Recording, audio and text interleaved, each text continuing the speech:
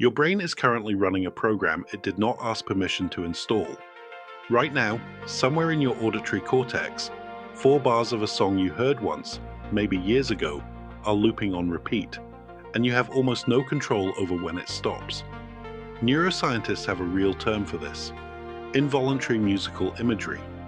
Everyone just calls it an earworm. And the fact that it exists at all is strange, because your brain doesn't do this with almost anything else. You don't involuntarily replay a paragraph you read once. You don't get a smell stuck in your head. Music does something uniquely sticky to the human brain. And by the end of this video, you'll understand not just why earworms happen, but what they reveal about the actual mechanics of pop music itself. The specific, almost mathematical tricks songwriters use, often without realizing it, to hijack the same neural loop. You'll also learn why the chorus of one particular 2016 pop song was, for a while, the most scientifically infectious piece of music ever tested. Stick around for that one. What an earworm actually is. Let's start with the misconception, because almost everyone gets this part wrong. People assume an earworm means you like the song. You don't need to like it. Some of the most reliable earworm-generating songs in research studies are ones listeners rated as mildly annoying. What actually predicts whether a song gets stuck isn't preference, it's structure. Specifically, 3 structural features show up over and over in earworm research: a fast tempo, a simple, easily singable melodic shape, and, this is the important one, an unusual interval or unexpected leap somewhere in the pattern that's otherwise predictable. Your brain likes patterns it can predict, but it gets especially grabbed by a pattern that's predictable, except for one surprising jump. That combination, expected shape, unexpected detail, is close to the entire secret of a catchy hook, and we're going to come back to it constantly. Here's the mechanism. Music activates your auditory cortex the way any sound does, but melody in particular also recruits your motor cortex, the part of your brain that plans movement, even when you're sitting completely still. This is why you tap your foot without deciding to. Researchers believe this motor cortex involvement is part of why melodies loop. Your brain isn't just hearing the tune, it's rehearsing the act of producing it, the way it would rehearse a physical motion it's trying to learn. An earworm isn't a memory playing back. It's closer to your brain running a physical practice drill on a phrase it hasn't fully resolved.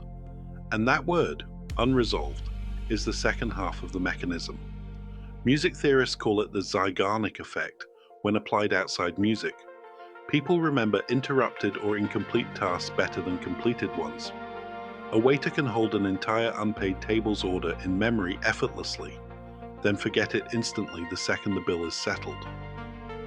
Music does this constantly, on purpose. A melody sets up an expectation. A note wants to resolve somewhere, based on the key and the pattern.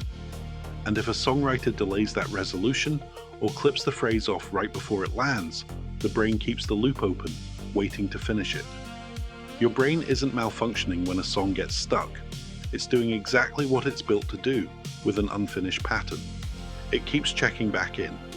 The most studied earworm melody ever recorded. In 2016, researchers at Durham University ran one of the largest structural studies of earworms to date, feeding thousands of listener-reported stuck songs through melodic analysis software to find shared contour patterns. What most people get wrong here is assuming the songs that top the list were the catchiest in general, the most popular, the most played on radio. That's not what the data showed. The songs that scored highest for earworm potential weren't necessarily the most streamed songs of their year. They were the ones whose melodic shape most closely matched that predictable with one surprise pattern. Popularity and stickiness are correlated, but they're not the same axis. And pop songwriters who understand this write for stickiness first. Knowing popularity tends to follow. This is where a term worth knowing comes in: the hook. Not casually, technically.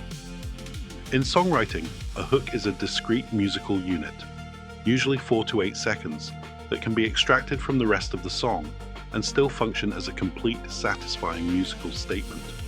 A verse needs the rest of the song around it to make sense. A hook doesn't.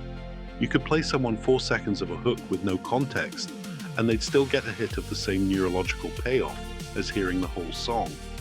This is precisely why short-form platforms accelerated pop songwriting toward front-loaded, extractable hooks. Not because attention spans mysteriously shortened, but because the platforms rewarded songs that were already structurally built out of standalone hook units, and songwriters adapted the ratio. The pattern. Repetition isn't laziness. Here's a misconception worth killing directly.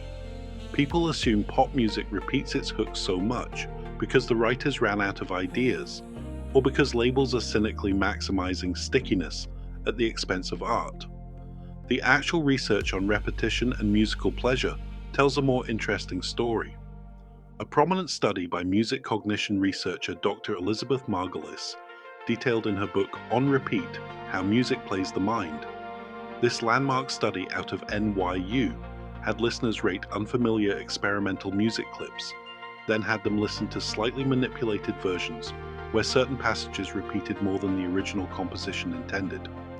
Listeners consistently rated the repeated versions as more musical, more intentional, and more enjoyable than the original, even when the repetition was artificially inserted, and the listeners didn't know it had been changed.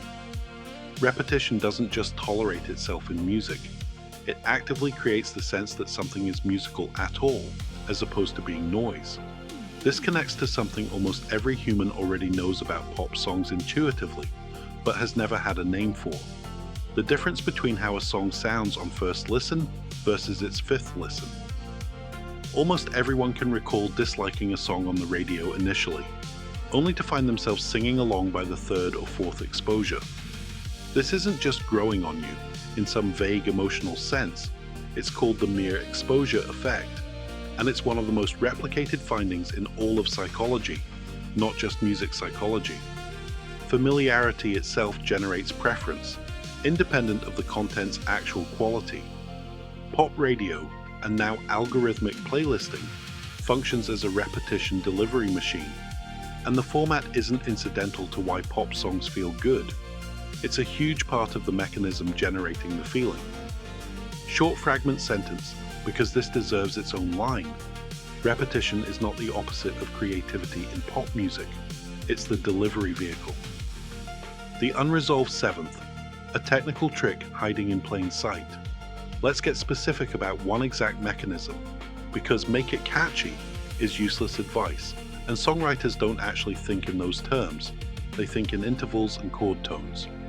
One of the most reliable tools for generating that expected shape, unexpected detail combination from earlier is landing a melody on the 7th degree of the scale instead of resolving to the root or the 5th.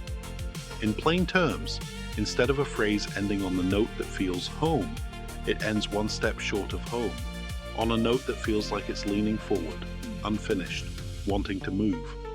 Your ear knows exactly where the true resolution note is. It's right there, one step away, and the song simply refuses to give it to you until later, sometimes not until the very last line of the whole track. This is the exact device musicologists point to in songs that stay lodged in listeners' heads for days. It's not an accident, and it's not intuition alone. It's a specific, learnable, almost mathematical songwriting choice. And once you know to listen for it, you'll start hearing it everywhere, particularly right before a chorus drops. Think about what that means for a second. The catchiest moment in a huge number of pop songs is, technically speaking, the moment the song is being the most withholding. The chorus doesn't feel good because it gives you everything. It feels good because the verse just spent 30 seconds owing you something, and the chorus is where the debt finally gets paid off, loudly. Tempo and the narrow window pop music lives, source anchoring with precise numbers here, since this is a mechanism claim, not a historical one. Analysis of Billboard. Hot 100 chart toppers across multiple decades finds an enormous clustering of tempos between 100 and 130 beats per minute, a range that happens to sit close to average human heart rate under mild arousal and close to average walking pace. This isn't coincidence dressed up as science. Tempo entrainment, the tendency of the human body to unconsciously sync its own rhythms to an external beat. is well documented, and songwriters, mixing engineers, and mastering studios have converged on this range for decades, without needing a research paper to tell them it works, because audiences simply respond to it more. Go outside that range, and something interesting happens to a song's cultural trajectory. Extremely slow ballads or extremely fast, aggressive tempos can still become massive hits, but they tend to do it through emotional intensity or novelty, rather than through the loop and repeat earworm mechanism this video has been describing. They're a different kind of successful song, built on a different lever. The 100 to 130 beats per minute zone specifically is the earworm manufacturing range, the tempo at which repetition, hook extraction, and physical entrainment all compound on top of each other most efficiently. What most people get wrong, catchy and good, are different judgments, made by different systems.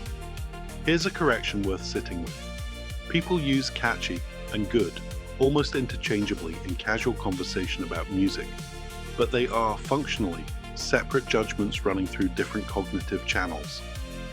Catchiness is largely a bottom-up, structural response, your brain reacting to interval patterns, repetition, and rhythmic entrainment, mostly below the level of conscious evaluation. Goodness, or aesthetic judgment, involves top-down processing. Cultural context, lyrical meaning, personal history, genre expectations, identity, taste signaling among peers. A song can max out one axis while scoring low on the other, and this is exactly why so many people report being annoyed by a song that is, simultaneously, stuck in their head. Those aren't contradictory reactions. They're two different brain systems returning two different verdicts on the same 4 bars. This also explains something else people find puzzling. Why does a song someone actively dislikes still get stuck? Because the structural mechanism doesn't check with your taste before it runs. It's closer to a reflex than a decision. The most scientifically sticky chorus ever measured. Now for the specific example promised earlier. In earworm research, one recurring name that keeps surfacing across multiple independent studies testing structural stickiness is a 2016 pop single whose chorus scored unusually high on nearly every metric researchers use. Fast tempo sitting inside the 100 to 130 beats per minute zone. A melody with a large, unexpected upward leap right at the hook's most memorable syllable. And a lyrical hook repeating the title phrase multiple times within a single chorus. What made it stand out wasn't any single feature in isolation. Plenty of songs hit 1 or 2 of these.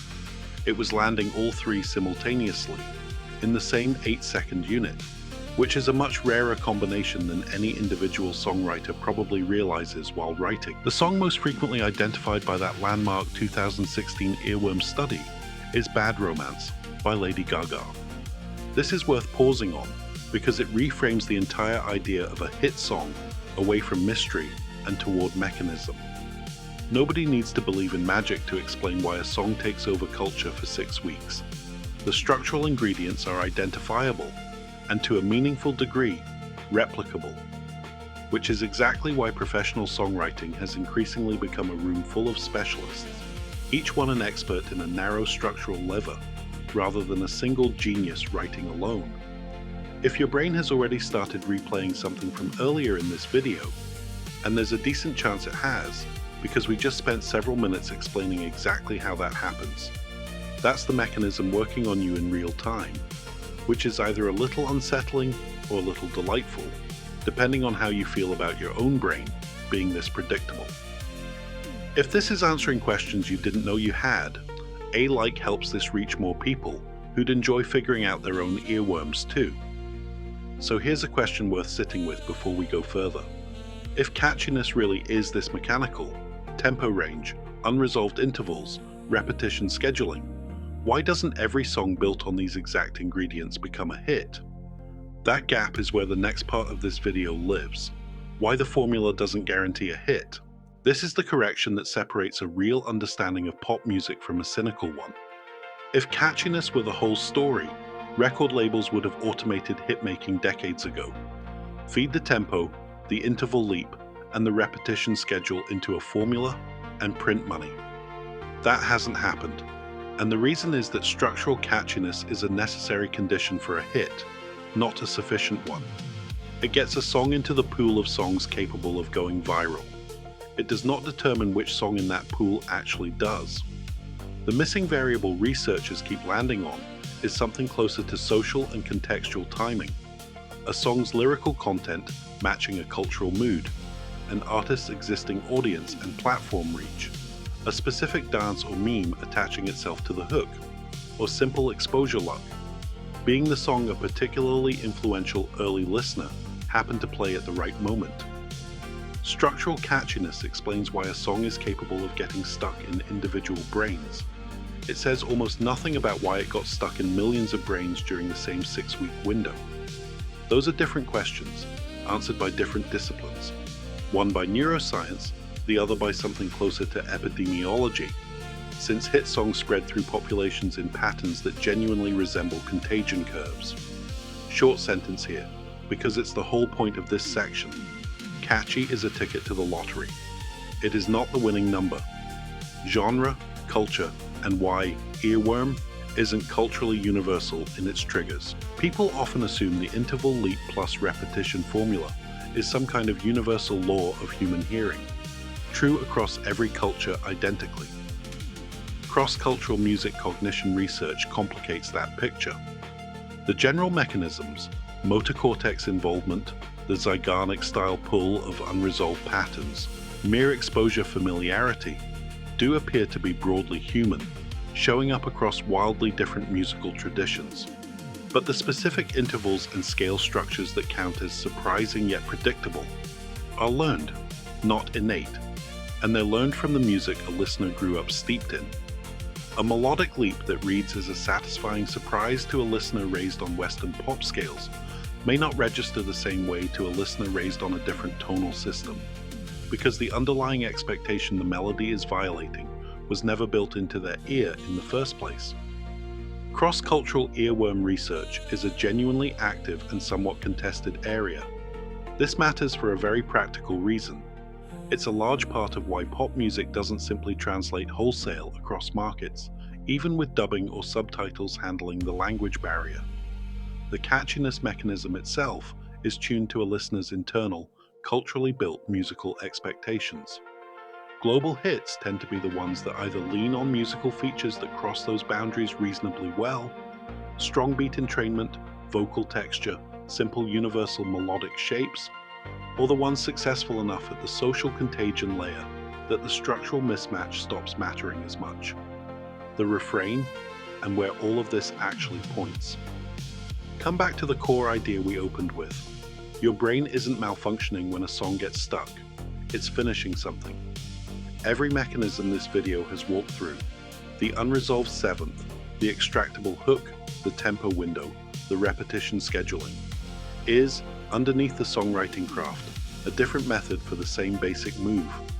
Open a pattern, delay its resolution, and let your brain's own drive to complete things do the rest of the work for free. Pop music, at a structural level, isn't really in the business of making sounds you like. It's in the business of making sounds your brain refuses to let go of until they're finished, and then delaying that finish as long as it can get away with. That's not a cynical read of pop music. If anything, it's the opposite. It means the simple, 3.5-minute pop song hiding behind bubblegum production is one of the most precisely engineered pieces of communication most people will encounter in an ordinary day, built from the same cognitive material as suspense in a thriller movie or a cliffhanger at the end of a chapter, just compressed into a 4-second musical unit and looped. So the next time a song won't leave your head, here's what's actually happening behind that sensation. Your motor cortex is quietly rehearsing a pattern your auditory cortex never got to finish, because somewhere in that song, a songwriter, deliberately or by well-trained instinct, landed a note one step short of home and left it hanging there. Your brain isn't broken. It's just doing the exact thing it evolved to do with anything left incomplete.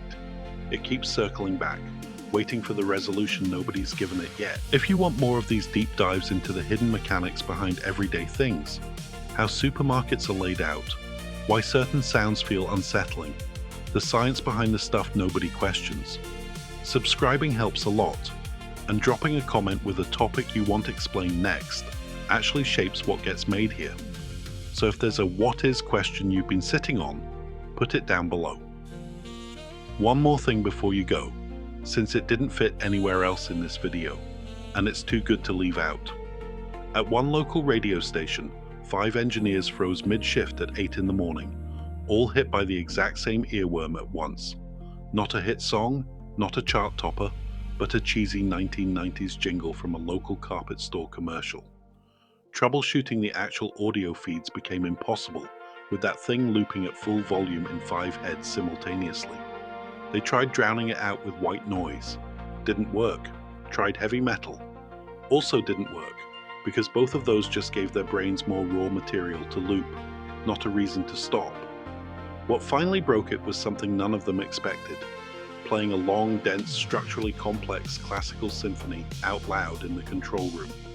A pattern too intricate to rehearse and finish the way a 4-second jingle can, gave their motor cortex nothing simple left to loop, and the jingle just let go.